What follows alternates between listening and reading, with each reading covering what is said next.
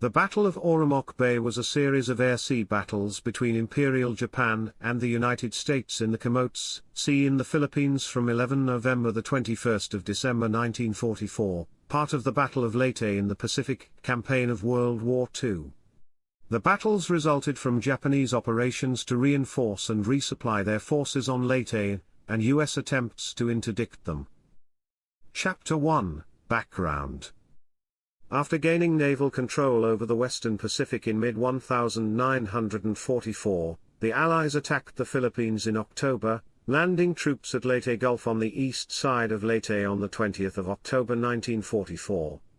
The island of Leyte was defended by about 20,000 Japanese. American General Douglas MacArthur thought that the occupation of Leyte would be only a prelude to the major engagement on Luzon.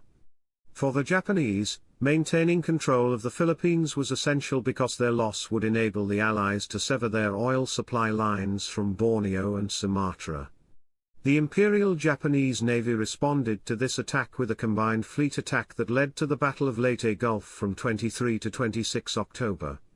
In this massive naval engagement, the Japanese Navy was destroyed as a strategic force. However, this was not at first clear, and the Japanese commander in the Philippines, General Tomoyuki Yamashita, believed that the United States Navy had suffered severe casualties and that the Allied land forces might be vulnerable. Accordingly, he began to reinforce and resupply the garrisons on Leyte. Over the course of the battle, the Japanese ran 9 convoys to the island, landing around 34,000 troops from the 1st, 8th, 26th, 30th, and 102nd Divisions. Auramock City at the head of Auramock Bay on the west side of Leyte was the main port on the island and the main destination of the convoys. Decryption of messages sent using the purple cipher alerted the Allies to the concentration of Japanese shipping around Leyte, but they initially interpreted this as an evacuation. However, by the first week of November the picture was clear, and the Allies began to interdict the convoys. Chapter 2, Operations. Chapter 2 Section 1, TA-3 and TA-4. On 8 to 9 November, the Japanese dispatched 2 convoys from Manila to Auramock Bay. The convoys were spaced 1 day apart so that the destroyers escorting the first convoy could double back and escort the second. However, the convoys were spotted on November 9 and attacked by land-based aircraft of the 5th Air Force. On the 10th of November the 38th Bomb Group, based on Morotai, sent 32 B-25 Mitchells escorted by 37 P-47 Thunderbolts to attack TA-4 near Ponson Island. Reaching the convoy just before noon, the B-25s attacked at minimum altitude in pairs, sinking the 2 largest transports, Taketsu Maru and Koshi Maru, disabling a third, and sinking 2 of the patrol craft escorts at a cost of 7 bombers, for which the group was awarded the Distinguished Unit Citation. But the Japanese transports had been able to put ashore the 10,000 soldiers they had been carrying, be it with only a fraction of the supplies. On the 11th of November, U.S. 3rd Fleet Commander Admiral William F. Halsey ordered an attack by 350 planes of Task Force 38 on the combined convoys. 4 destroyers, Shimokose, Wakatsuki, Hamanami and Naganami, and 4 transports Mikasa Maru, Taizon Maru, Seiho Maru and Tensho Maru were sunk, with many of the 4,000 soldiers on board killed. Rear Admiral Mikio Hayakawa went down with Shimokose, and some 1,000 sailors from the 8 ships were killed. Chapter 2 Section 2, TA-5. Convoy TA-5 left Manila on the 23rd of November for Port Katangan and Port Balancan.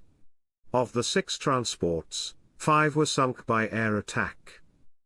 Chapter 2 Section 3, U.S. Destroyer Sweeps. Bad weather in late November made air interdiction less effective, and the U.S. Navy began to send destroyers into Auramock Bay.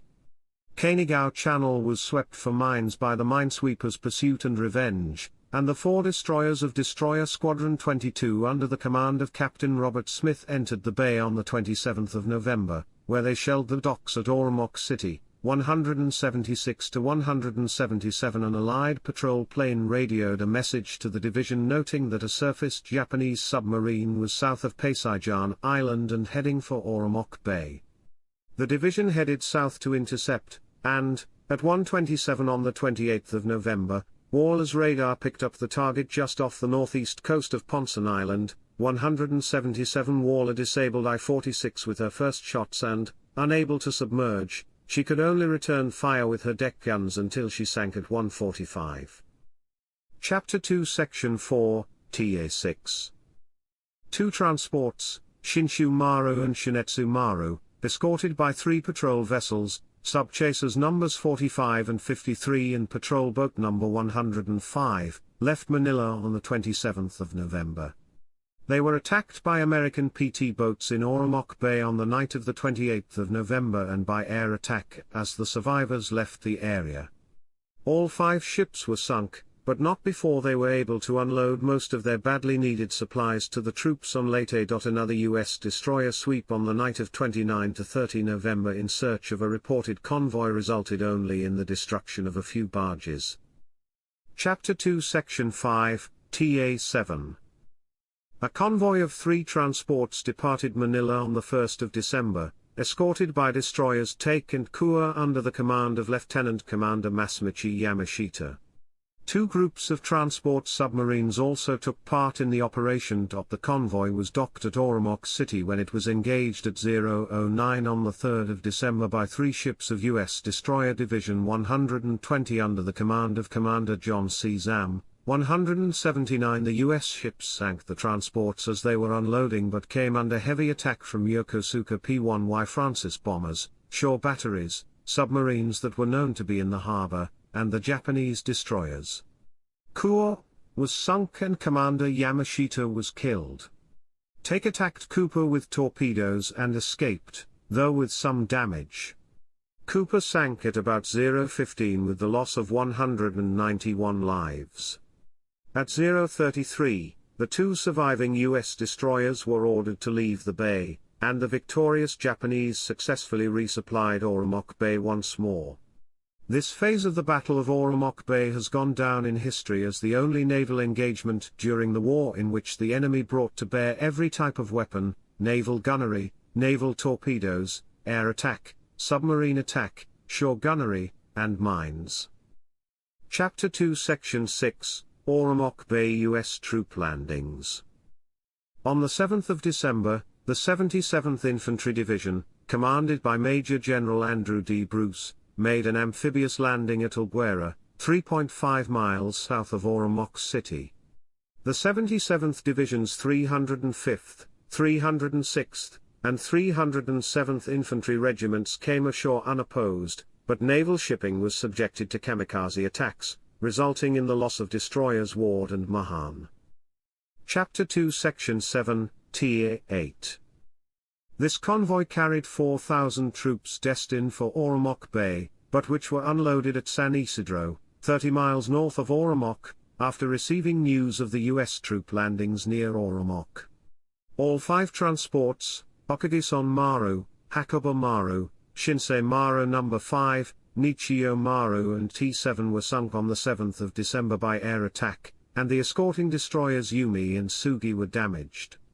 Some 350 sailors were killed. Chapter 2 Section 8, TA-9. Convoy TA-9 landed some 4,000 troops at Palampon, but escorting destroyers entered the bay on the 11th of December where 2, Yuzuki and Uzuki, were sunk and the 3rd, Kiri, was damaged. Chapter 3, Aftermath. By fighting this series of engagements in Auramock Bay, the U.S. Navy was eventually able to prevent the Japanese from further resupplying and reinforcing their troops on Leyte, contributing significantly to the victory in the land battle. The final tally of ships lost in Auramock Bay is, US-3 destroyers, 1 high-speed transport, and 2 LSMs, Japan, 6 destroyers, 20 small transports, 1 submarine, 1 patrol boat and 3 escort vessels.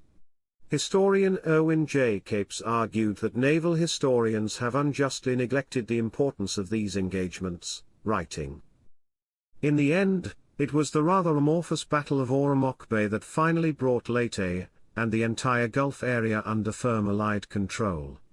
From the 11th of November 1944 until 21 December, the combined efforts of 3rd Fleet carrier planes, marine fighter bomber groups, a pincer movement by the Army's 77th Division and the 1st Division plus a motley assortment of destroyers, amphibious ships and PT boats trounced the now semi-isolated Japanese in a series of skirmishes and night raids. And because of poor weather conditions, air support for most of these surface actions was almost non-existent.